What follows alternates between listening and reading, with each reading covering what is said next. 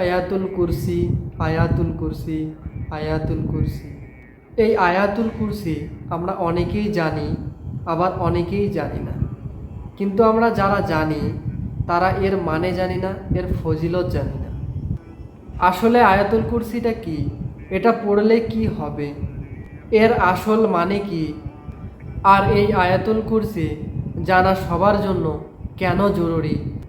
আসুন এই আয়াতুল কুরসির বিস্তারিত আলোচনা জানি। سبيل الدموع سبيل مريح এই আয়াতুল কুরসি সূরা বাকারার 255 নম্বর আয়াতে আপনি পেয়ে যাবেন। আল্লাহু লা ইলাহা ইল্লা হুয়াল হাইয়ুল কাইয়ুম। আল্লাহ ছাড়া কোনো মাবুদ নাই বা কোনো এলাহি নাই, তিনি চিরস্থায়ী এবং তিনি চিরজীবী।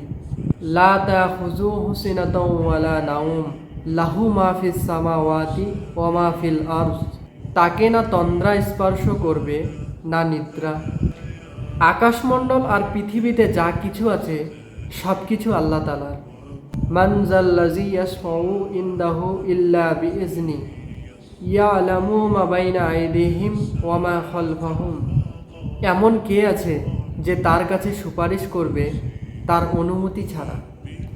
তিনি তাদের অগ্রপশ্চাতের সব কিছুই জানেন। ওয়ালা ইউহিতুনা বিশাইইম মিনাল ইলমি ইল্লা বিমা শা। তার ইচ্ছা ব্যতিরেকে তার জ্ঞানের কোনো কিছু কেউ আয়ত্ত করতে পারবে না। ওয়াসিয়া কুরসিয়ুহুস সামাওয়াতি ওয়াল আরদ।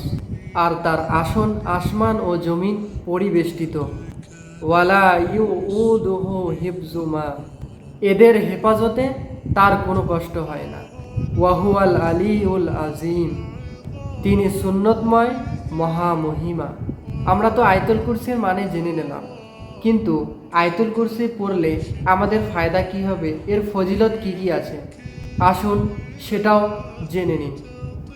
আয়াতুল কুরসি পড়ে বাড়ি থেকে বের হলে 70,000 ফেরেশতা তার চারদিক থেকে হেফাজত করে বা রক্ষা করে। আয়াতুল কুরসি পড়ে বাড়িতে ঢুকলে বাড়িতে কোনো দিন দরিদ্রতা প্রকাশ করতে পারবে না।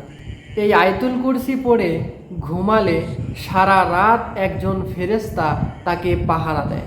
উজুর পরে এই আয়াতুল কুরসি পড়লে আল্লাহর নিকট 70 গুণ মর্যাদা পাওয়া যায়।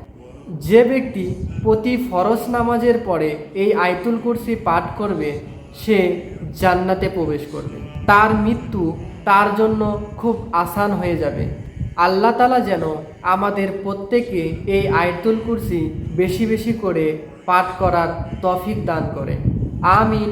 জাযাকাল্লাহু খায়র।